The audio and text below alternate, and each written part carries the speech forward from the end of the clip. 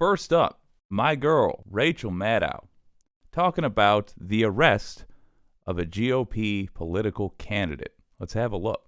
We're going to start tonight with some breaking news on a story that we first brought you this time last week when it was just emerging. This may have been the only place you've heard about it in the national news, but as luck would have it, we brought you this story for the first time a week ago at this time. It's a story out of New Mexico, and just tonight as we are getting on the air, there is a major development in that story tonight, and it is a shocking one. I imagine, given these new developments in the story, this will not be the only place you will be hearing about this over the next several days.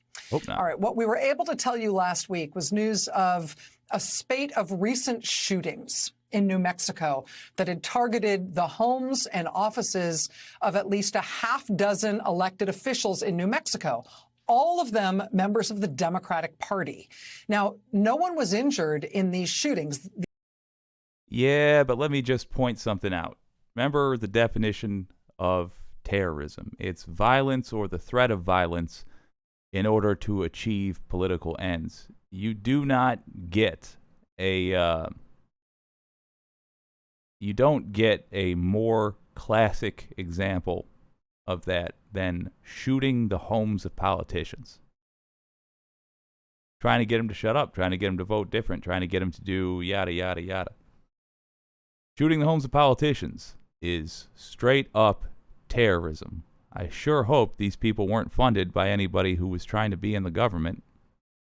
These shootings hit buildings, not people. But they apparently had all been targeted at Democratic politicians during December and January. So just over the last few weeks. And we first learned of the shootings at 5 homes and offices belonging to some county commissioners and 2 state senators and New Mexico's newly elected Democratic Attorney General. Then we learned that there had also been an additional shooting at the house of the incoming Speaker of the New Mexico State Legislature.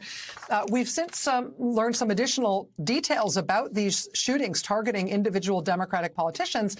And it's alarming. It's not an individual pot shot here and there. For example, on December 4th, it was 8 shots that were fired into the home of one Democratic county commissioner in New Mexico. That was December 4th.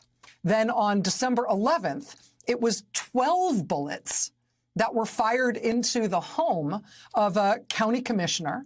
Again, this is all in New Mexico. They're all Democrats. So again, December 4th, at one politician's home, he's a county commissioner, 8 shots fired into his home. A week later, December 11th, 12 bullets fired into the home of another Democratic county commissioner. Then on January 3rd, it was a state representative, a Democratic state representative named Linda Lopez in New Mexico. On January 3rd, terrorist attacks. Shots rang out at her house.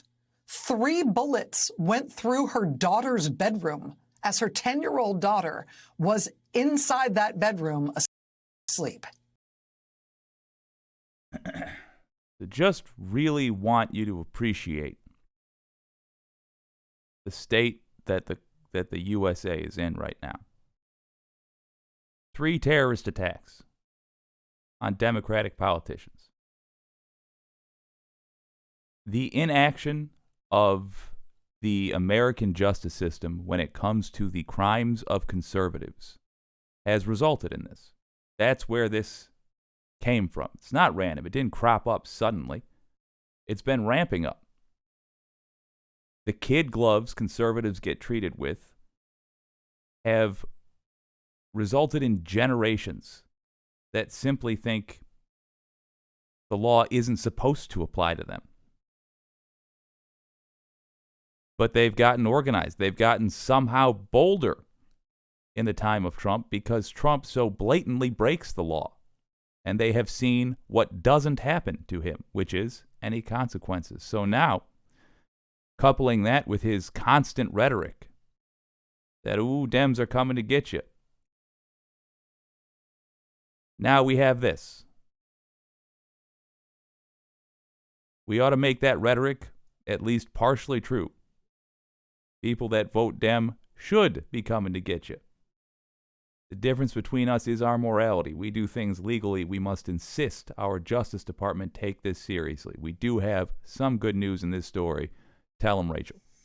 So that's three of them: December 4th, December 11th, January 3rd. But all in all, it ended up being 6 different Democratic officials who appear to have been targeted. Initially 2 county commissioners, then a state representative, then a state attorney general, and then a state senator. So 6 shootings altogether, again, all targeting Democratic Party officials in New Mexico. Tonight, Albuquerque police have announced that they have made an arrest in these shootings. And I said this is sort of shocking news. The reason it is shocking news is because the man they have arrested and charged is a Republican candidate for a state house seat in last year's elections. He was the Republican nominee for a state legislative election this past November, Albuquerque's House District 14. His name is Solomon Pena. He lost that election by more than 3,600 votes to the incumbent Democrat who holds that seat. I wonder how they handled that loss. Do you think they... this person who clearly is a big Trump person, do you think they had dignity and said, well, the people in my district have spoken. I'm sorry that they didn't believe in, well, let's just get to it. You know what's coming. Mr. Pena was an unusual candidate. There was a local write-up on his candidacy in the Santa Fe New Mexican in August that noted that Solomon Pena, despite being the Republican nominee for this state legislative seat, he was a convicted felon many times over. He'd been convicted, in fact, of... Remember George Santos. The Republican Party does not care about the quality of their candidates because they don't care about the quality of their legislation. It's a criminal party. If we are not witnessing the end of America, then we are witnessing the end of the Republican Party. 19 different felonies, including burglary, larceny, contributing to the delinquency of a minor, and receiving stolen property. As a result of those multiple felony convictions, he spent almost 7 years in prison. But then the Republican Party picked him to be their nominee for this state legislature seat in Albuquerque. Again, he made it to the general election as the Republican nominee. He lost the election to the Democrat incumbent. But now police allege, announcing his arrest today, that he hired people to shoot at some of these Democratic officials' homes and offices. Now, I appreciate Rachel Maddow, and I appreciate the journey I have seen her take over the last few years. I think what she does, her style of reporting on these events, is to explain them in granular detail. When you're making fun of Rachel Maddow, the most common joke you hear is she'll tell a story about what happened yesterday and be like, so during the founding of America, there was actually a disagreement about, and then work up to yesterday's news. And in doing so, I think her own understanding of the systems at work here has increased and has allowed her to see the strings getting pulled, so to speak. And I think that's had a very negative effect on her personal life. She seems to be getting more and more frazzled, but a very positive effect on her show. Anyway, all that is to say, I do appreciate Rachel Maddow, but I do feel it's necessary to do a little corporate media translation here. What she just said is a lot of words for saying funded terrorists. I'll go back a little bit. But now police allege, announcing his arrest today, that he hired people, paid them, to shoot at some of these Democratic officials' homes and offices. To attack another political party. Paid them to intimidate lawmakers. He's a terrorist, funding a terrorist cell. What that is. Assuming the man is convicted, assuming, yep, that is what he did and that is why he did it. Yeah. Be clear about that, Rachel Maddow. In a press conference just tonight, Albuquerque officials say that Solomon Pena pulled the trigger himself at least one of the shootings. Ooh. But they also made clear that they have evidence connecting this candidate to 4 of the 6 shootings that they've been investigating, while the other 2 are still under investigation. Again, this is just a remarkable development in this story. The lead in the Albuquerque Journal tonight is this. The Albuquerque Police Department has arrested Solomon Pena, an unsuccessful Republican candidate for the House District 14 seat, in connection with the shootings at local Democratic politicians' homes. Chief Harold Medina said Pena, an unsuccessful legislative candidate in the 2022 election, is accused of conspiring with and paying 4 other men to shoot at the homes of 2 county commissioners and 2 state legislators. Again, that shows that they're connecting him to 4 of the 6 shootings that they've been investigating. They're saying that they are not connecting him and these men they believe he hired to the other 2 shootings. They have not yet connected him to those other 2, but those 2 other shootings remain under investigation. Here was Albuquerque's mayor speaking tonight after the arrest was announced.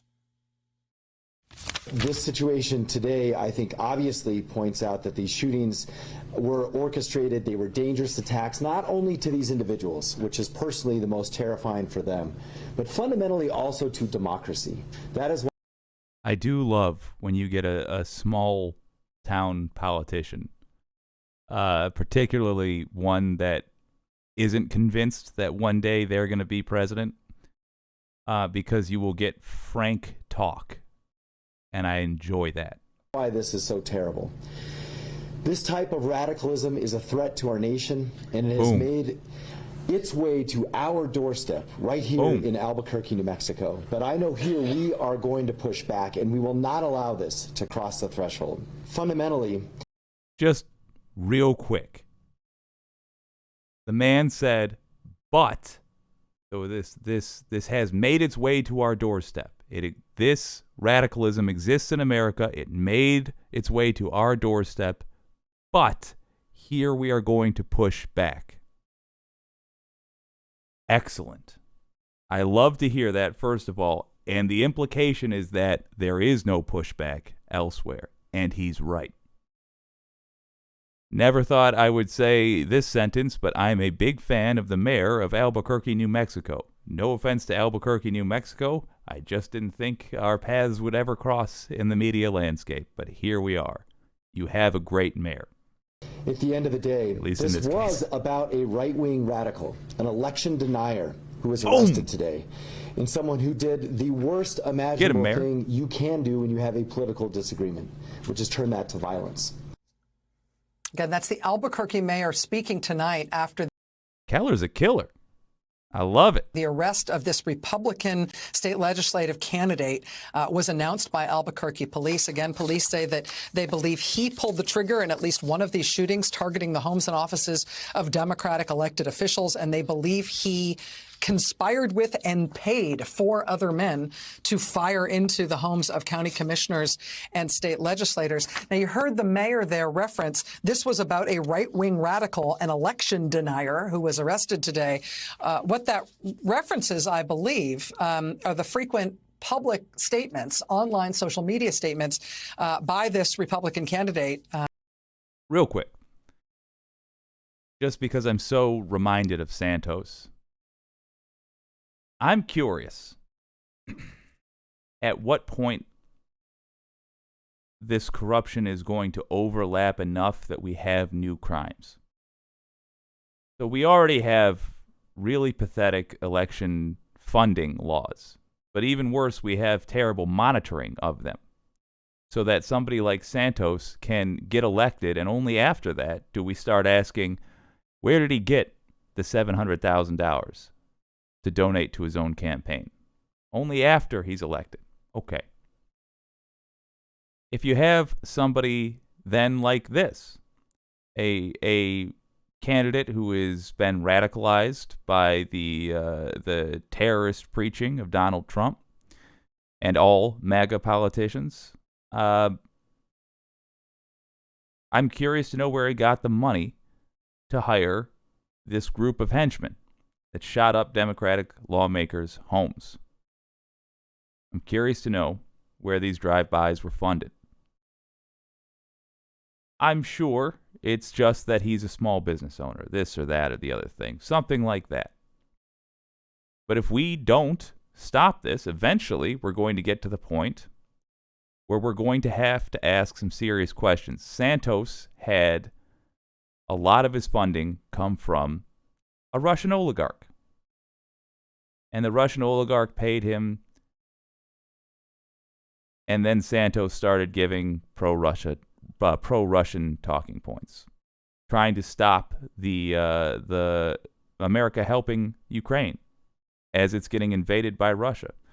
What would happen if another oligarch paid this guy in Albuquerque, and then that guy used his campaign funds to hire these terrorists?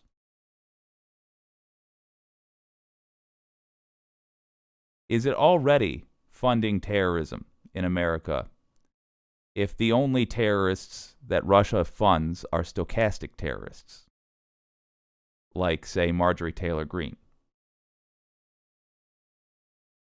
We're going to have to ask these questions. How are we going to respond to Russia funding terrorists in the U.S.? Those are uncomfortable questions. Those are questions with some rather serious implications. If we'd like to avoid having to ask those questions, a great way to go about it would be to take MAGA seriously as a criminal organization. Take the GOP seriously as a criminal organization. They are, at this point, just a network of criminals or people that professionally cover up for criminals. And another word for those people are also criminals. There are not many Ted Lieu's remaining in the GOP. The longer we put this off, the uglier it gets. Let's let Rachel finish. Maintaining that he didn't actually lose this election in which he was the Republican candidate this past November. Again, the Republican Party nominated him to be their candidate for the state legislative seat out of Albuquerque in November. He lost by a large margin, by more than 3,500 votes. Since then, he has maintained that he didn't really lose and the election was rigged against him. Local coverage of his candidacy has noted that he is in the words of the Santa Fe, New Mexican, a, quote, gushing supporter of former President Donald Trump. And he appears to have emulated Trump in rejecting the results of the election that he lost. Yeah, he appears to have emulated Trump in rejecting these results of the election that he lost, making sexual comments about his own daughter, wearing a diaper, just no idea why people think this is a role model. But police in Albuquerque... Actually, nothing wrong with wearing a diaper, but don't sexualize your own daughter. Tonight say he went much further than that, accusing him tonight, formally charging him with having pulled the trigger himself and led a conspiracy with 4 other men to shoot into the homes of other Democratic officials. So again, this is wild. Absolutely wild. But predictable as well.